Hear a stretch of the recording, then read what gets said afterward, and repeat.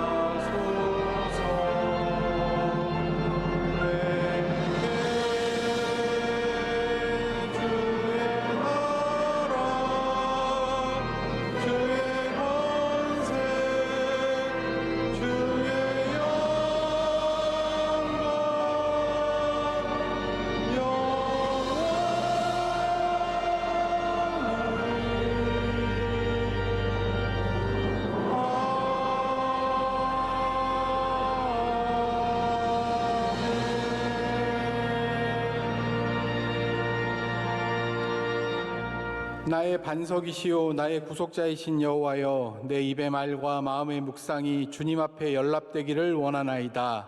아멘.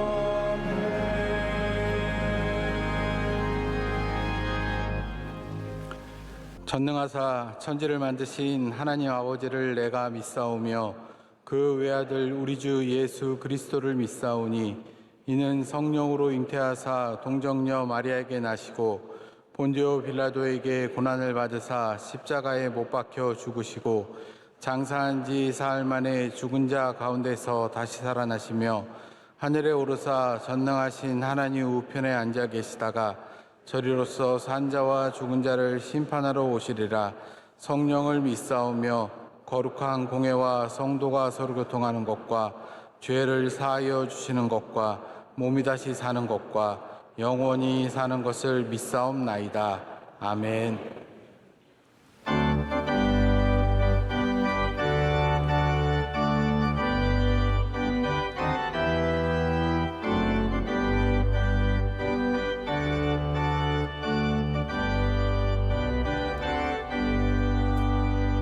찬송하는 소리 있어 사랑 기뻐하도다. 하늘 아버지의 이름 거룩하도다. 세상 사람 찬양하자. 거룩하신 하나님께 할렐루야.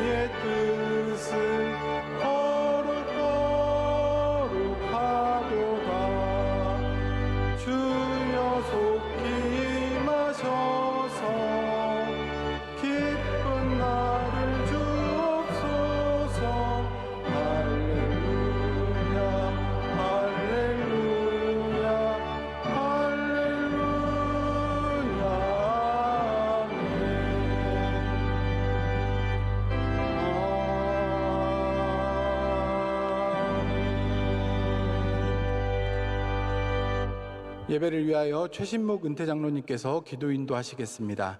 사랑과 은혜가 충만하신 하나님 아버지, 지난 한 주간도 주님께서 인도해 주셔서 은혜 가운데 지켜주시고 오늘 거룩한 주일 주님의 몸된 교회에서 예배드릴 수 있도록 인도해 주심을 감사합니다. 그동안 주님의 뜻대로 살지 못하고 영육이 약하여 알고도 지은 죄 부지 중에 지은 죄를 자복하오니 용서하여 주시고 주님의 보혈로 깨끗하게 하여 주옵소서. 이제 결실이 계절이 돌아왔습니다. 저희들도 금년 한 해 모든 삶의 현장에서 주님이 보시기에 합당한 하나의 좋은 열매를 맺는 계절이 되도록 성령께서 함께하여 주시옵소서. 하나님을 두려워하며 이웃을 사랑하신 말씀대로 살도록 우리가 늘 기도하게 하시고 먼저 믿은 우리 명성교회가 시대의 사명을 잘 감당하게 인도하여 주시옵소서. 그런 성도의 삶을 살기 위하여 우선 우리를 주님 앞에서 겸손하게 하시며 모든 삶에서 사랑의 실천이 있도록 인도해 주시옵소서. 의로우시며 자비의 하나님, 지금 우리나라는 각 분야의 대다수의 지도자들과 상당수의 국민들이 지극히 오만하고 이웃을 사랑하기보다는 자신의 이익을 위하여 그리고 권력과 금력, 명예를 얻기 위하여 모든 지식과 철학을 오용하고 거짓과 위선을 아무 거리낌 없이 자행함으로써 정의도 없고 옳고 그름의 판단도 없이 서로를 비방하고 극렬한 싸움으로 국론 여러 갈래로 나눠져 있으며 국방과 경제는 물론 사회 안전도 크게 위협받고 있으며 자중심으로 나라가 흔들려 쓰러질 지경으로 치닫고 있습니다. 전 세계 150여 개 나라에서 가장 가난하고 무지했던 나라가 주님의 은혜로 복음이 전해지고 믿음의 선진들이 기도와 근건 절약을 실천하여 전 세계의 부러움을 사며 한강의 기적을 일으키고 세계 10대 강국으로 성장한 때가 얼마 지나지 않았지만 벌써 자만하여 방탕과 음란, 마약과 술 취함으로 일하지 않고 스스로가 가장 훌륭한 사람으로 착각하고 모든 사람들이 SNS를 통해서 매스미디어를 통해서 남을 비방해야 식자로 인정받는 줄 아는 어리석은 사람들이 되어가고 있습니다. 그런데 더욱 놀라운 것은 저 자신이 이런 교만하고 어리석은 삶을 살고 있는 것이 아닌가 하는 생각이 들어 반성하는 기도를 할 수밖에 없다는 것입니다. 하나님 아버지, 우리를 불쌍하게 여기시고 이제 우리 민족이 지난 세기 중후반까지도 어려웠던 때를 상기하고 겸손하게 하옵시고 근검 절약하게 하시며 이웃을 사랑하고 다양한 성은 이 시대 올바른 생각과 행동을 하도록 인도해 주시옵소서. 그리고 그 올바름의 기준이 주님의 말씀이 되게 하여 주시옵소서. 이를 위하여 먼저 믿은 우리 명성교회가 열심히 기도하고 복음 전하는 일에 최선을 다하게 인도해 주시옵소서. 우리의 믿음을 늘 올바른 방향으로 가도록 인도하시는 원로 목사님과 담임 목사님 성령 충만함을 주시고 국내와 해외의 모든 사역과 선교에 큰 결실을 맺게 해주시고 우리 명성교인들이 기도원 전사들같이 강한 믿음의 소유자며 실천자가 되도록 인도하여 주시옵소서. 이달 말에 있을 추수감사절 행사를 통해서 주님에 대한 무한 감사의 절기가 되도록 인도하여 주시옵소서. 오늘 담임 목사님의 설교를 통해서 우리가 하나님의 음성을 듣도록 은혜 내려 주시옵고 해외 선교 사역을 하고 계시는 원로 목사님도 강건한 하나님을 주시며 이번 주말에 돌아오실 때까지 지켜 주시옵소서. 예수님의 이름으로 기도드립니다. 아멘.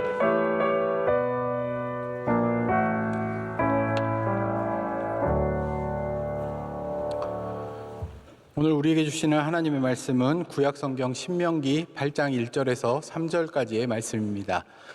구약성경 274면에 있는 신명기 8장 1절에서 3절까지의 말씀을 홍석현 집사님과 구미성 집사님께서 봉독해 주시겠습니다. 내가 오늘 명하는 모든 명령을 너희는 지켜 행하라. 그리하면 너희가 살고 번성하고 여호와께서 너희의 조상들에게 맹세하신 땅에 들어가서 그것을 차지하리라. 내 하나님 여호와께서 이 40년 동안에 내게 광야길을 걷게 하신 것을 기억하라. 이는 너를 낮추시며 너를 시험하사 내 마음이 어떠한지 그 명령을 지키는지 지키지 않는지 알려 하심이라. 너를 낮추시며 너를 줄이게 하시며 또 너도 알지 못하며 내 조상들도 알지 못하던 만나를 내게 먹이신 것은 사람이 떡으로만 사는 것이 아니요 여호와의 입에서 나오는 모든 말씀으로 사는 줄을 내가 알게 하려 하심이니라. 아멘.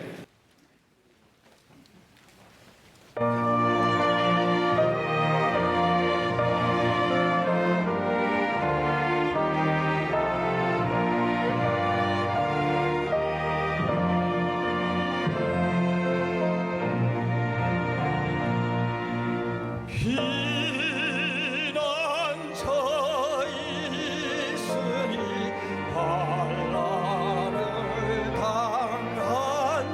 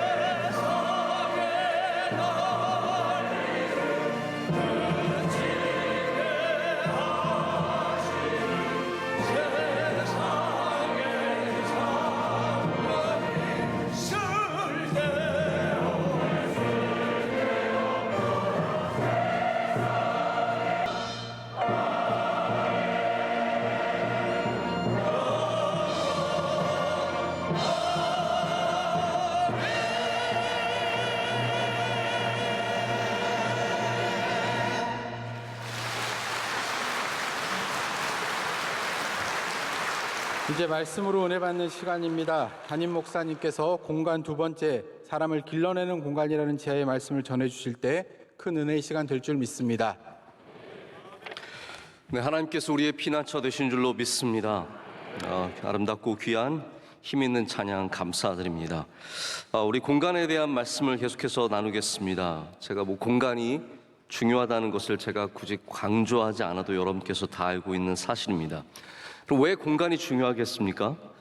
공간에 대해서 요즘에 책을 많이 쓰시는 건축가 유현준이라는 분이 있습니다. 이 유현준 소장이 말하기를 공간이 사람에게 영향을 미치기 때문에 공간이 중요하다라고 얘기를 합니다. 그래서 모든 공간은 공간의 기능만을 할 것만이 아니라 그 기능을 하면서 그 공간에 들어오는 사람들에게 자연스럽게 영향을 미칩니다. 그렇기 때문에 공간이 중요해지는 것이죠. 오늘 공간에 대한 두 번째 말씀을 전하는데요. 오늘 주제는 공간이 갖고 있는 길러내는 힘입니다. 공간이 갖고 있는 길러내는 힘입니다.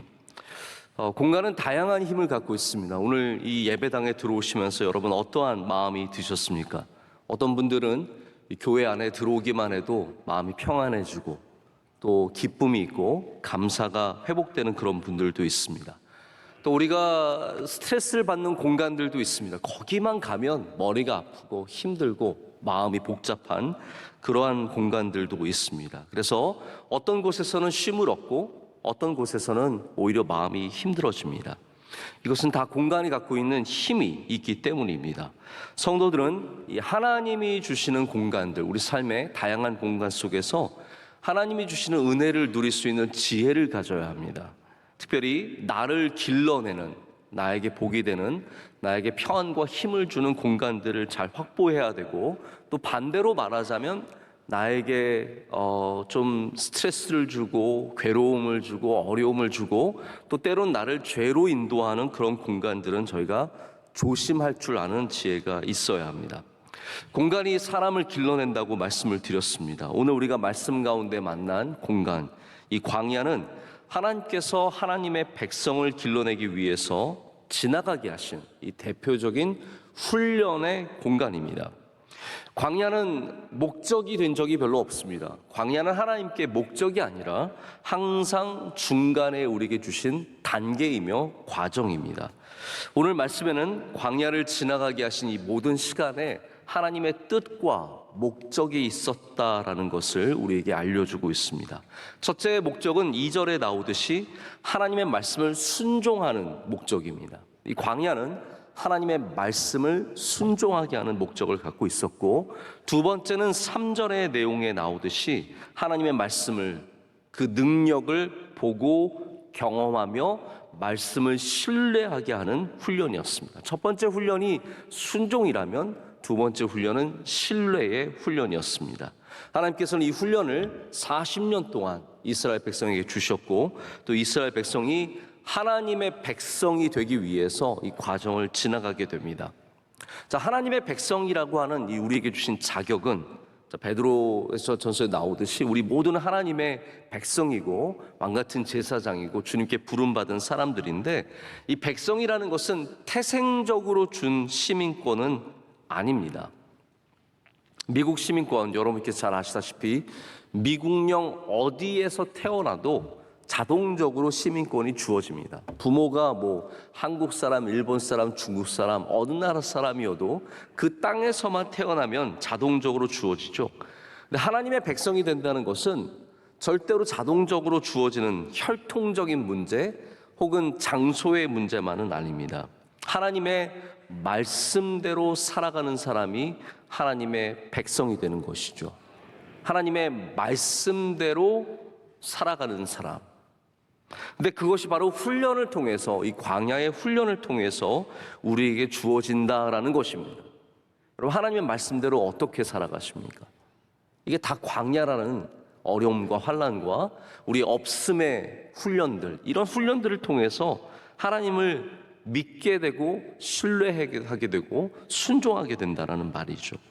지금까지 애굽에서 노예로 살았던 이 사람들이 하나님의 백성이 되는 훈련을 이 광야에서 갖게 됩니다. 하나님께서 광야를 계속 그렇게 사용하셨습니다. 다윗이 광야에서 왕으로 길러졌습니다. 그가 또 나중에 이제 왕의 자리에 오래 앉아 있으니까 저는 그 생각을 해본 적이 있거든요. 압살롬에게 반역을 받아서 쫓겨갈 때 다윗이 또 어디로 갑니까? 또 광야로 가거든요. 유대 광야로 내려가서 거기서 피해 있다가 다시 올라오게 되는데 하나님께서 다시 광야로 다윗을 보내주셔서 새롭게 깨워주시고 다시 예루살렘으로 불러주셔서 왕위를 무사히 마치게 합니다. 그래서 이 모든 것 가운데 우리가 광야가 훈련의 장소임을 다시 한번 성경을 통해서 확인해 보게 됩니다. 아까 말씀드렸던 유현준 소장이 쓴 2018년도에 쓴 어디서 살 것인가라는 제목의 책이 있습니다. 제가 그때 나왔을 때 마침 한번 읽었었는데요. 제가 굉장히 공감도 하고 또 많이 생각해 보게 되는 것들도 있었습니다. 이 유현준 소장이 그 책의 첫 부분에서 무슨 얘기를 많이 하냐 하면 우리 대한민국의 공간들이 너무 전형적인 공간들이 많다는 거예요. 특별히 이 학교의 문제를 지적을 합니다. 특히 우리나라 뭐 초등학교든지 중고등학교 대부분 아마 여러분들이 이런 학교를 졸업하셨을 텐데 이게 다 양계장처럼 생겼다는 거예요. 학생들을 그냥 집어넣고 네모 반듯한 공간에 집어넣고 선생님은 앞에서 강의하고 학생들은 앉아서 강의를 듣는 그런 양계장 같은 공장 같은 곳에서 학생들이 공부를 하고 있다고 하면서 지적하면서 양계장에서 독수리가 나올 수 없다. 이런 학교에서 창조력을 가진 창조성을 가진 학생들이 나오기가 참 힘들다라고 하면서 어떤 공간이 주는 한계점을 얘기를 많이 합니다. 그래서 한국이 창조적인 인물들을 길러내려면 이 학교의 구조부터 좀 많이 공간의 변화를 줘야 한다. 왜냐하면 공간이 사람을 길러내기 때문에 좀 변화를 줘야 한다는 얘기를 하는 것을 들어본 적이 있습니다. 여러분, 교회를 한번 그러면 생각해 볼까요? 우리 교회는 사람을 길러내는 곳입니까? 여러분, 그런 곳이 되어야 하지 않겠습니까? 교회가 사람을 길러내려면 우리는 어떠한 공간이 되어야겠습니까? 우리 명성교회가 하나님의 백성을 길러내는 공간이 되려면 그것이 우리에게 주신 분명한 사명인데 어떻게 그 일을 감당할 수 있겠습니까? 저는 바라기는 우리 명성교회가 광야같이 하나님의 말씀이 살아있고 할렐루야 역사하고 능력을 보여주고 이 말씀에 순종하고 신뢰하며 따르는 백성들을 길러내는 그러한 좋은 공간이 되어야 할 줄로 믿습니다. 교회의 공간은 바로 그런 목적에서 쓰임을 받아야 합니다. 그냥 우리들끼리 어울리고 그냥 보기에 좋고 남들에게 보여줄 수 있는 그러한 공간, 뭐 화려하고 멋지게 요즘에 점점 교회 공간들이 더 화려하고 굉장히 아름답고 많은 사람들에게 관심을 끄는 공간들이 되고 있습니다. 하지만 좋은 재료로 화려하고 멋지게 짓는다고 훌륭한 교회가 되는 것이 아닙니다. 교회의 공간은 전적으로 하나님의 백성을 길러내야 좋은 공간이 될 수 있다는 것이죠. 어떻게 생겼느냐의 문제가 아니라 공간의 역할에 더 중요한 문제가 담겨져 있습니다. 하나님의 백성들이 여기에서 구름기둥과 불기둥을 경험해야 합니다. 여기서 하나님의 말씀을 받아야 합니다. 여기에서 반석에서 물이 터져 나오는 것을 경험해야 합니다. 여기서 만나와 메추라기를 맛보아야 합니다. 그것이 바로 오늘 본문이 말씀하고 있는 광야의 목적입니다. 공간의 의미입니다. 첫 번째로 여러분께 단순함의 공간이 하나님의 백성을 길러낸다는 부분을 좀 말씀을 드리고자 합니다. 광야는 모든 화려하고 편리했던 것들을 뒤로 하고 완전히 빈 공간으로 나아가는 일입니다. 하나님께서 하나님의 백성을 기르실 때 화려한 곳이 아니라 아주 단순한 공간을 택하셨습니다. 모세를 한번 생각해 보십시오. 모세도 화려하게 살았던 적이 있습니다. 그가 궁궐에 머물면서 거의 40살까지 궁궐에서 살지 않았습니까? 젊은 시절을 보낸 그곳이 아예 의미가 없는 것은 아니지만 하나님께서 정말로 모세를 기르신 곳은 의외로 화려했던 궁궐이 아니라 바로 그가 나중에 쫓겨가서 목동으로 살았던 40년 동안 살았던 광야였습니다. 하나님께서 또한 아까도 말씀드렸던 다윗을 기름 부으신 다음에 원래는 궁궐에 들어갔어요. 다 똑같습니다. 궁궐에 들어갔지만 하나님께서 이 쫓겨나가는 사울에게 쫓겨서 목숨을 위협당하고 쫓겨서 광야에서 헤매는 그 광야의 시간을 통해서 그를 훈련을 시키셨습니다. 빈 곳으로, 단순한 곳으로 쫓아내셨습니다. 모든 화려한 곳이 아니라 이렇게 항상 단순한 곳으로 하나님께서 인도하시는 것을 보게 됩니다. 바울도 마찬가지 아닙니까? 다메섹으로 올라가는 중에 회심한 후에 그가 예루살렘으로 가지 아니하고 아라비아 광야로 가서 거기서 머물면서 또 그 빈 공간에서 훈련을 받게 됩니다. 보시면 아시겠지만 빈 공간은 하나님의 교육 안에 있는 커리큘럼입니다. 이게 딱 정해진 거예요. 하나님께서 사람을 훈련시키시고 사람을 주님의 백성으로 길러내시는 일에는 반드시 광야라고 하는 커리큘럼이 있습니다. 여러분의 삶에 광야라고 하는 커리큘럼이 들어있으면 하나님의 목적 안에 있음을 믿으셔야 합니다. 나의 모든 빈 모습들, 돈이 떨어지고 사람들이 떠나가고 건강이 떠나가고 어려움이 닥쳐오고 정말 답답하고 만나와 매출하기, 하나님의 은혜 없이는 하루도 살아갈 수 없는 그날이 있다면 여러분은 그 삶이 하나님의 손에 잡혀 있는 줄로 믿으셔야 합니다. 하나님의 커리큘럼이라는 것이죠. 하지만 우리는 반대로 어떤 생각을 하냐면요, 화려한 곳에 가야 왠지 내 인생이 된 것 같고, 화려한 사람들과 만나야 내가 중요한 사람이 된 것 같고 쓰임받는 것 같은 느낌을 갖습니다. 하지만 여러분, 한번 성경을 돌아보십시오. 화려한 곳에서 하나님을 만나는 일이 과연 몇 번이나 되겠습니까? 하나님은 화려한 곳에 거하지 않습니다. 하나님은 항상 빈 곳에, 낮은 곳에, 바로 광야 같은 곳에서 우리를 만나 주십니다. 그래서 우리는 항상 기대하지 못한 곳에서 하나님을 만나죠. 기대하지 못한 곳에서 예수 그리스도의 사랑과 은혜를 경험하게 됩니다. 한 번은 미국의 워싱턴 DC의 지하철역에서 이 세계적인 바이올리니스트가 몇백만 불짜리 바이올린을 가지고 허름한 옷을 입고 연주를 한 적이 있습니다.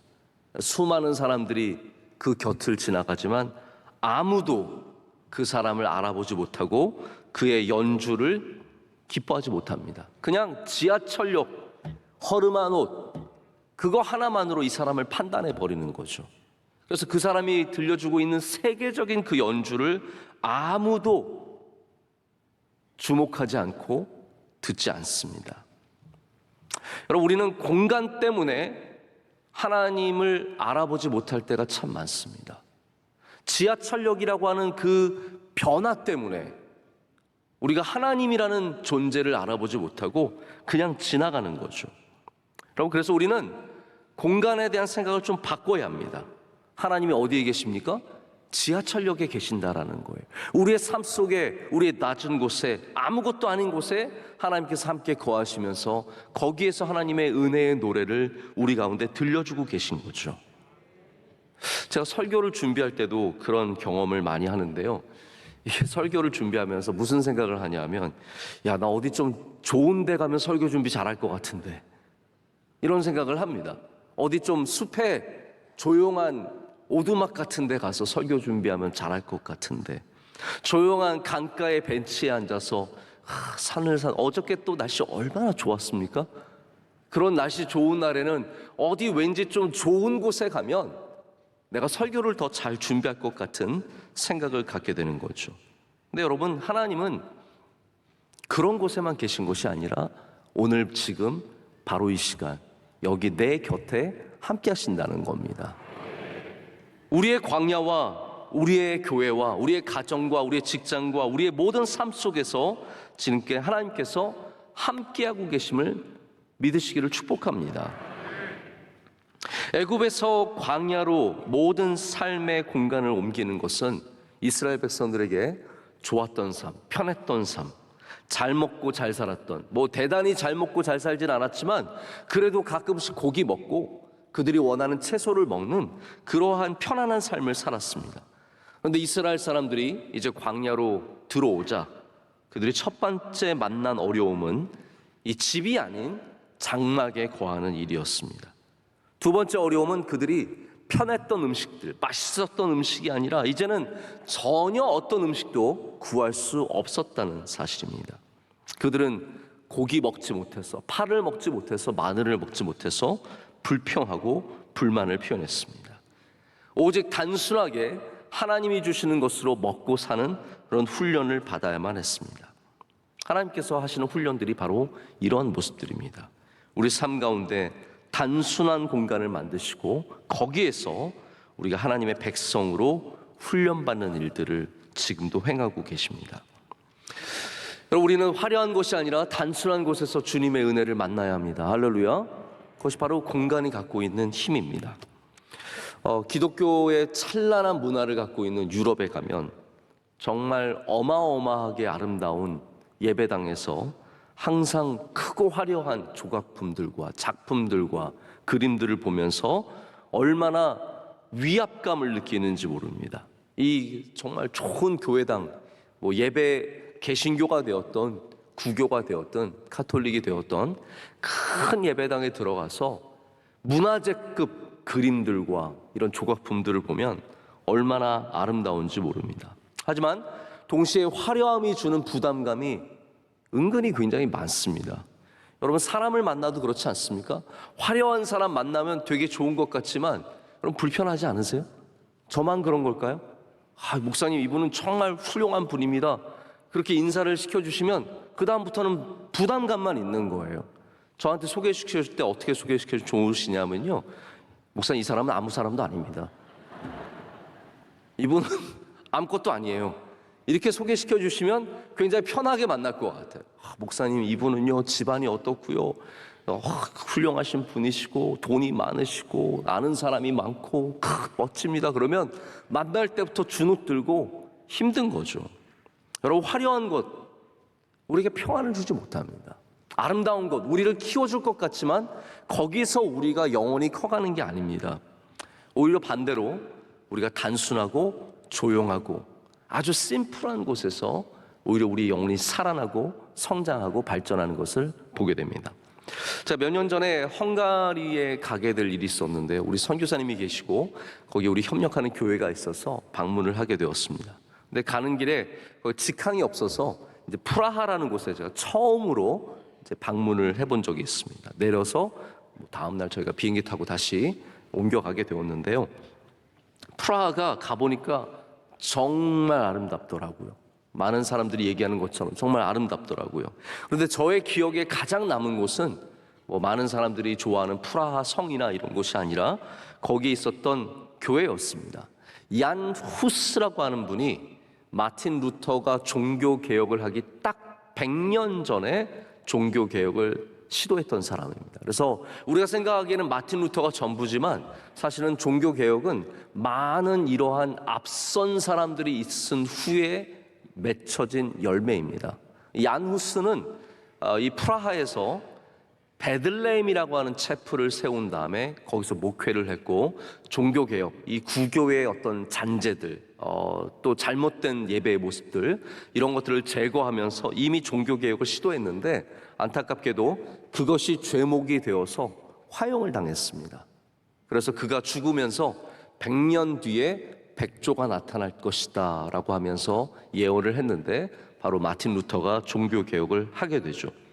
이분이 섬겼던 베들레헴 채플, 지금 처음 베들레헴 채플은 사라졌지만 여전히 얀 후스를 기념하면서 베들레헴 교회가 세워져 있습니다. 그 공간에 들어가면 그 어떠한 프라하에 있는 성당, 어떠한 교회보다도 아무것도 없는 정말 초라하고 볼품없는 내부가 펼쳐집니다. 작은 문을 통해서 들어가면 큰 공간이 나타나게 되는데 그 공간의 벽에는 아무것도 없습니다. 그냥 이렇게 회가 칠해진 누런 벽이 있습니다. 그리고 그 위에 성경 말씀과 찬송가 이런 것들만 적혀 있고 아주 심플한 공간이 열립니다. 저는 어떠한 아름다운 성전보다도 그 베들레헴 채플에서 많이 은혜를 받고 위안을 받고 영원히 살아나는 것을 경험한 적이 있습니다. 여러분, 하나님의 방향을 꼭 생각해 보시길 바랍니다. 하나님의 방향은 화려함에서 단순함의 방향입니다. 근데 우리의 방향은 반대죠. 단순함에서 화려함. 어떻게 하면 점점 채워지는 화려한 삶으로 나아갈까를 고민하게 됩니다. 여러분, 여러분의 삶의 공간이 너무 화려해지고 또 여러분의 힘이 강해지고 그리고 좋은 것이 많아질수록 우리는 의도적으로 하나님이 거하시는 빈 공간을 우리 삶에 확보해야 합니다. 하나님께서 우리를 깊이 만나 주시는 곳이 어디냐? 하나님의 말씀에 훈련을 주시는 곳이 어디냐? 바로 없음의 공간, 빈 공간이기 때문입니다. 여러분의 삶에 빈 공간이 있으십니까? 단순한 공간이 있으십니까? 여러분, 이런 공간들을 꼭 만들어 가시기를 축복합니다. 제가 며칠 전에 한 병원을 방문하게 되었습니다. 제가 한 달여 전부터 좀 속이 불편해서 약을 먹고 있었는데 계속해서 똑같은 증상이 있어서 제가 오래전부터 다니고 있는 병원이라서 우리 집사님 병원을 가게 됐어요. 병원이 잘 되더라고요. 이게 참 좋은 건지 나쁜 건지 잘 모르겠어요.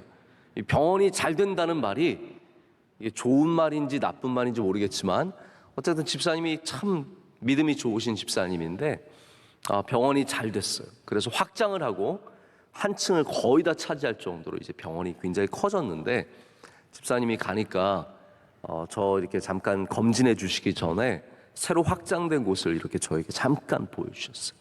보여주시는데 참 감동이 되었던 것은 저 중요한 자리, 그 자리에 기도실을 만들었더라고요.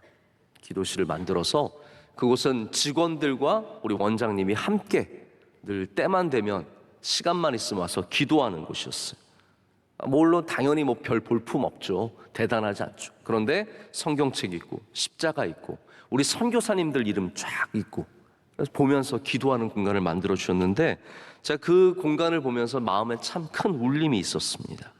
여러분, 기도실이 모양으로 존재하는 곳이 아니라 내 무릎이 꿇어지는 곳이 되면 여러분 거기에서 놀라운 은혜를 누리게 될 줄로 믿습니다. 화려한 공간에서 주님께서 우리를 만나 주시는 것이 아니라 이렇게 단순한 공간에서 주님을 깊이 만나 주신 은혜를 누리시기를 축복합니다. 자, 두 번째는 따뜻한 공간이 사람을 길러낸다라는 부분입니다.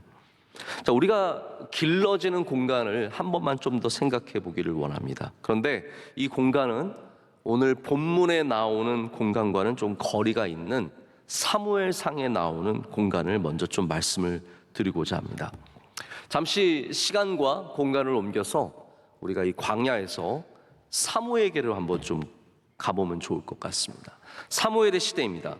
온 세상이 어두워지는 시기라고 성경은 기록하고 있습니다. 그래서 엘리 제사장이 눈이 어두워졌고 비대해졌죠.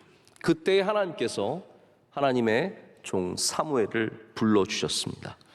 엘리는 성막을 돌봐야 하는 제사장이었는데 그가 너무 비대해서 잘 움직일 수 없었고 눈이 잘 보이지 않아서 성막을 제대로, 성전을 제대로 관리를 할 수가 없었습니다. 그래서 이 어린 사무엘이 제사장의 일을 감당하게 됩니다. 이게 참 사실 말이 안 되는 거예요. 원래 제사장이 해야 되는 거예요. 그런데 홈리와 비느하스도 보면은 그들이 부지런하게 하나님께 올려드리는 제사의 좋은 고기는 빼앗아서 먹었지만 성전을 돌보는 하나님의 공간에는 관심이 없었습니다. 여러분, 이게 참 중요한 문제 아니겠습니까? 하나님의 공간에 관심이 없어요. 저도 가끔씩 다니다 보면 많은 목사님들을 만나게 되는데 목사님이 목회에 관심이 없다. 여러분, 굉장히 충격적인데 그런 일들이 종종 있습니다. 여러분, 가정에 있으면서 자기 가정에 관심이 없다. 학교에 다니면서 학교에 관심이 없다. 교회에 다니면서 교회에 관심이 없다. 교구를 섬기면서 교구에 관심이 없다. 이거 굉장히 영적인 문제입니다. 영적인 문제입니다. 홈리와 비느하스는 성전에 관심이 없었습니다. 청소를 안 합니다. 그래서 하나님께서 이 사무엘을 쓰시는 것을 보게 됩니다. 사무엘이 하루는 성전에 누워 있었습니다. 여호와의 전에 누워 있었습니다. 왜 누워 있었냐면요, 등잔불을 돌보기 위해서 누워 있었습니다. 방금 말씀드린 것처럼 등잔불은 원래 제사장이 늘 돌보는 거예요.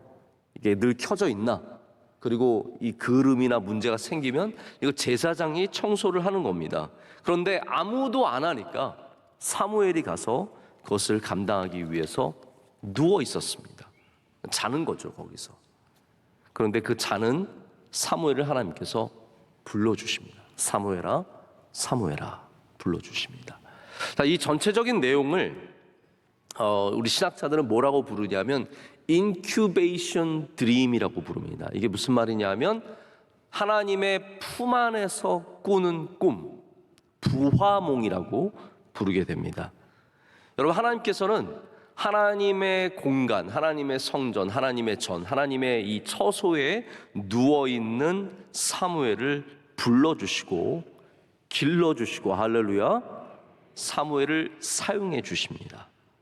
거룩한 공간들, 바로 광야가 되었던, 지금 우리의 예배당이 되었던, 여러분이 기도하시는 그 자리가 되었던, 하나님께서 그 자리에서 우리를 품어주시고 길러주신다는 말이에요. 본질적으로 하나님의 공간은 인큐베이션의 기능을 갖고 있습니다. 생명을 길러내는 기능을 갖고 있습니다. 여러분, 우리 교회가 좋은 교회가 되면 이곳에서 길러지는 사람이 많을 수밖에 없습니다. 찬양대가 좋은 찬양대가 되면 여기서 길러지는 사람들이 나온다라는 것이죠. 저희 명성교회가 다윗 아카데미를 세웠는데 목적이 무엇입니까? 그냥 똑똑한 학생들 모으는 것입니까? 아닙니다. 거기서 주님의 종들을 길러내는 거예요. 어떤 공간이든지 거룩한 공간이 되면 거기서 사람들이 길러질 줄로 믿습니다. 여러분의 가정도 마찬가지입니다. 가정을 하나님께 올려드리면 하나님께서 그 가정에서 사람들을 길러주시는 거예요. 이게 바로 사무엘이 누렸던 은혜입니다. 한국 교회가 누렸던 은혜입니다. 한국 교회는 역사적으로 많은 좋은 인물들을, 일꾼들을 길러냈습니다. 수많은 지도자들이 교회를 통해서 길러졌습니다. 그래서 세상으로 흘러들어갔습니다. 좋은 어머니들과 아버지들, 훌륭한 정치인들과 경제인들과 법조인들과 사업가들과 과학자들과 스포츠인들과 음악인들이 교회를 통해서 성장했습니다. 여러분, 이게 얼마나 큰 은혜입니까? 이게 한국 교회가 누렸던 은혜입니다. 그런데 여러분, 요즘에는 사람들이 어디서 길러집니까? 사람들이 생각하기를 교회에서 큰다는 마음 아예 자체가 없습니다. 대부분의 사람들은 벤처 센터에 가서 길러지는 줄 알고요, 명문대에 가야 내가 길러진다고 생각을 하고 공유 오피스, 세상의 어떠한 그런 곳으로 가서 길러진다라고 생각을 하게 됩니다. 교회가 기능을 잃어버렸습니다. 사람을 길러내는 기능을 너무 많이 잃어버렸습니다. 여러분, 우리는 다시 그 기능을 되찾아야 합니다. 여기가 바로 사무엘이 누워있는 곳같이 되어서 여기서 사람들이 길러지는 은혜를 누려야 한다는 것이죠. 제가 전에도 한번 이런 말씀 드린 적이 있는데요, 인큐베이터의 핵심적인 기능은 온도입니다. 온도. 저는 인큐베이터가 사실 대단한 어떠한 복잡한 기능을 갖고 있는 줄 알았어요. 저희 둘째가 인큐베이터에서 3달가량 있었기 때문에 제가 그걸 잘 알거든요. 많이 봤거든요.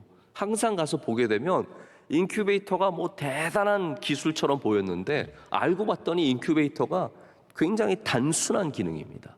한마디로 말하자면 우리가 계란을 온도를 유지해서 병아리게 되게 하는 것, 부화기라고 부르지 않습니까? 그게 인큐베이터예요. 단순한 겁니다. 온도만 적절하게 유지하면 아이들은 그 안에서 성장하게 되어 있다는 거죠. 핵심적인 것이 온도입니다. 일관적인 온도. 여러분, 광야, 다시 광야로 한번 돌아와 볼까요? 우리는 광야가 늘 그냥 넓은 공간이기 때문에 펼쳐진 공간이라고 생각하지만 사실 성경의 말씀을 보면 하나님께서 이스라엘을 품어주신 공간이 광야입니다. 똑같아요. 하나님께서 이스라엘을 뜨겁게 따뜻하게 품어주신 공간이 바로 광야라고 얘기합니다. 모세가 고별사를 전한 곳이 신명기 32장입니다. 여기서 모세가 뭐라고 광야에 대해서 얘기하냐면 10절부터 12절까지 제가 읽어드릴게요. 여호와께서 그를 황무지에서 짐승이 부르짖는 광야에서 만나시고 호위하시며 보호하시며 자기의 눈동자같이 지키셨도다.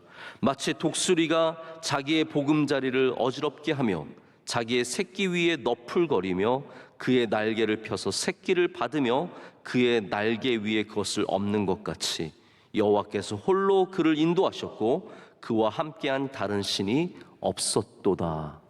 아멘. 한마디로 말하자면 독수리가 그 둥지 위에서 그 날개를 이용해서 새끼를 품듯이 하나님께서 광야에서 이스라엘 백성을 품어주셨다라는 거예요. 여러분, 모든 거룩한 공간은 주님께서 우리를 품어주시는 곳입니다. 바로 그곳에 가면 우리는 나음을 얻게 되고 주님의 말씀의 위로를 받게 되며 그리고 상했던 우리들이 다시 주님 안에서 회복되는 은혜를 누리게 될 줄로 믿습니다. 광야는 하나님께서 이스라엘 백성을 따뜻하게 품어주신 곳입니다. 거기서 하나님의 백성으로 길러주셨습니다. 여러분, 우리가 해야 하는 일이 무엇입니까?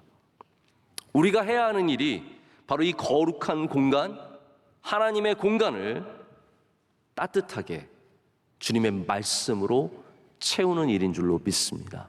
우리의 다음 세대가 여기서 사무엘처럼 성장하려면, 우리가 하나님의 백성으로 변화되기 위해서는 바로 이곳을, 우리의 삶의 자리를 끊임없이 주님의 말씀으로 채워야 할 줄로 믿습니다.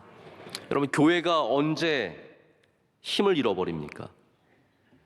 교회가 기득권을 가지고 따뜻함 없이 정죄함만 갖게 되면, 차가워지면 교회는 힘을 잃어버리게 되어 있습니다.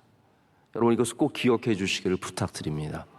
교회가 끊임없이 정죄하고 하나님의 백성들을 길러내는 것보다 그냥 여기에 있는 기득권을 지키는 것으로 나가면 교회는 점점 차가운 곳으로 변화되게 되어 있고 거기서는 절대로 사람들이 길러질 수 없습니다.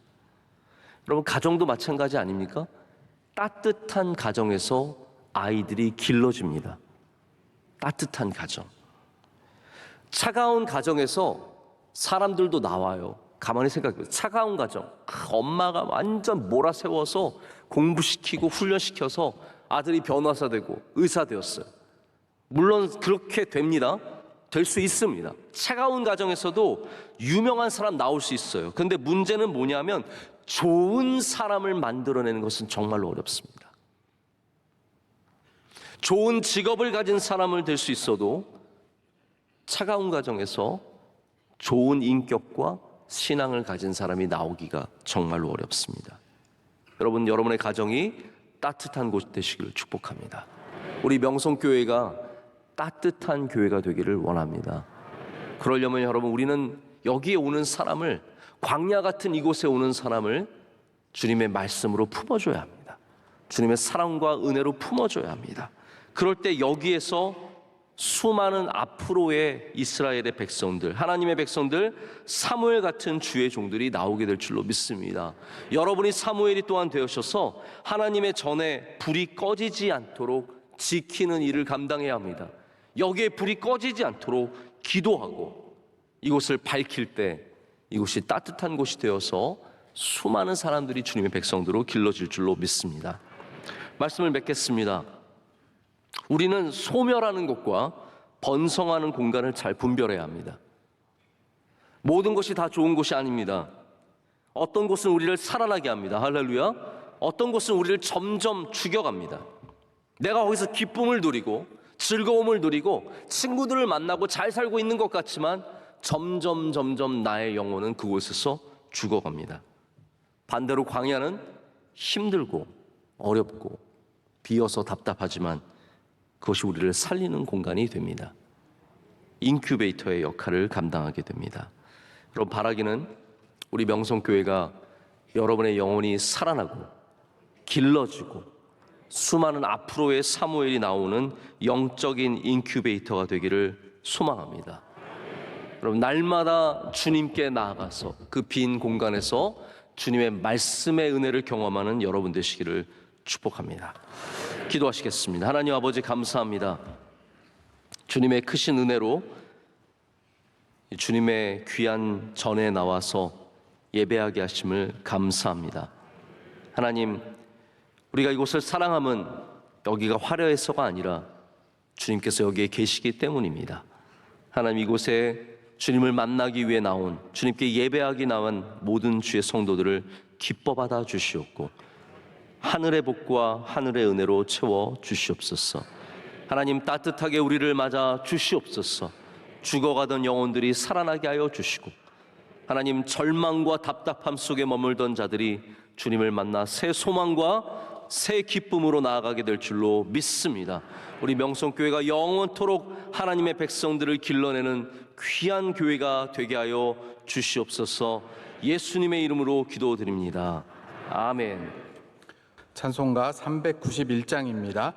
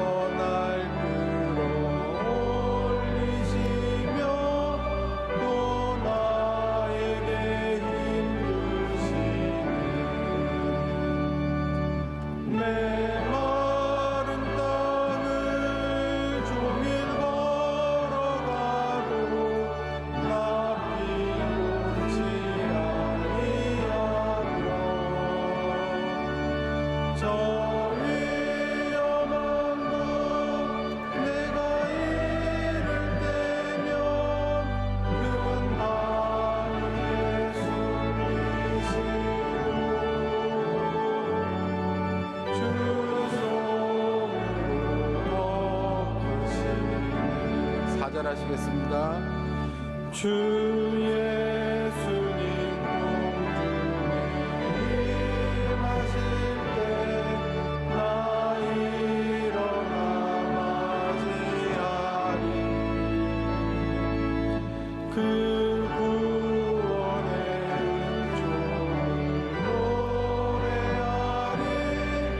저 천국과 천사 내 맘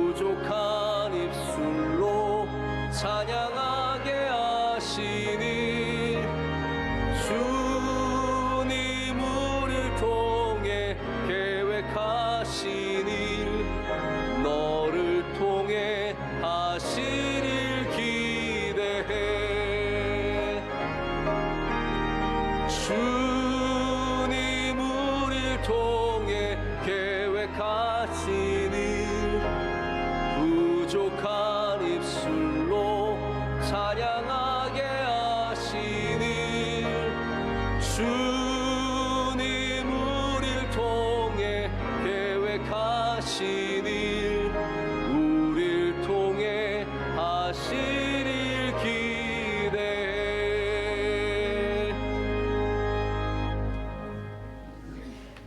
지금은 교회의 머리가 되시는 주 예수 그리스도의 크신 은혜와 하나님 우리 아버지의 극진한 사랑과 성령의 감동하시고 감화하시며 인도하시며 충만하심이 오늘 이 자리에 임석한 모든 성도들 머리 위에, 또한 명성재단 위에, 선교여행 중에 계시는 원로 목사님 일행 위에 이제와 영원토록 함께 하시기를 간절히 축원하옵나이다.